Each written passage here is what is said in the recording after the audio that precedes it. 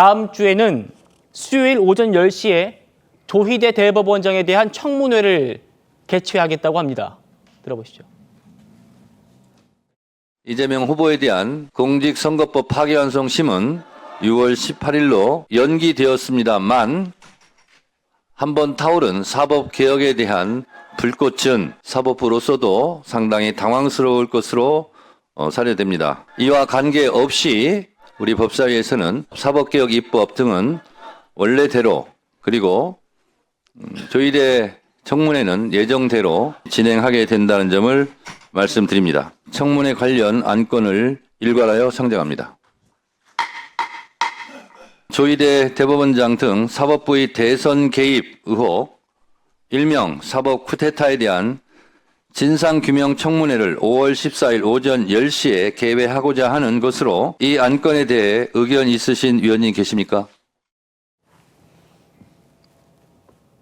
이재명 후보의 선거법 사건을 파기환송, 유죄 취지 파기환송한 것이 사법 쿠데타라는 게 지금 민주당의 시각입니다. 법사위 모습 이어서 더 보시죠.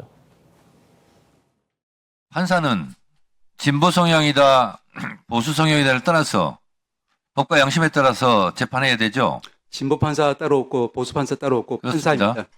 조희대 대법원장은 진보 판사입니까? 원칙주의자 판사로 알고 있습니다. 근데 왜 그랬대요? 왜 이렇게 무리수를 쓰면서 평소에는 용기가 없는 분으로 알고 있는데 그렇게 용기를 냈답니까? 왜 그런 일을 저질렀답니까? 왜 오얏나무 아래에서 갓근을 그렇게 여러 번 맵니까? 신속하게? 아니 지금까지 대법원장을 상대로 청문회를 한 역사가 있습니까? 없습니다. 자업자득 아닙니까 이거? 자초한 거 아닙니까? 그렇지 않다고 생각합니다. 위원장님 말씀드려도 되겠습니까? 들으세요. 뭘 잘한 게 있다고. 이거 범난이야 범난. 왜 대선판에 사법부가 끼어듭니까? 결국은 6월 18일로 연기할 거면서.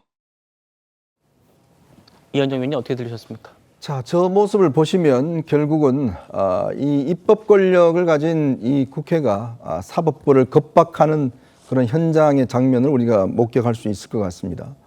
결국 이게 국민주권주의라는 탈을 쓰고 결국은 다수의 독재를 하겠다는 그런 발상과 저는 똑같다는 생각이 듭니다. 결국 견제와 균형이라는 것이 이루어지지 않으면서 결국 이게 민주주의가 무너지는 가장 중요한 원칙이거든요. 예전에 저희들이 대학 다닐 때 민주화 운동을 할 때도 바로 그런 이 독재의 어떤 것들을 물러내고 민주주의를 이루기 위해서 사실은 그런 학생 운동을 많이 했습니다. 지금 저기 앉아있는 정청래 법사위원장 똑같은 저희 같은 시대에 했던 사람들이죠.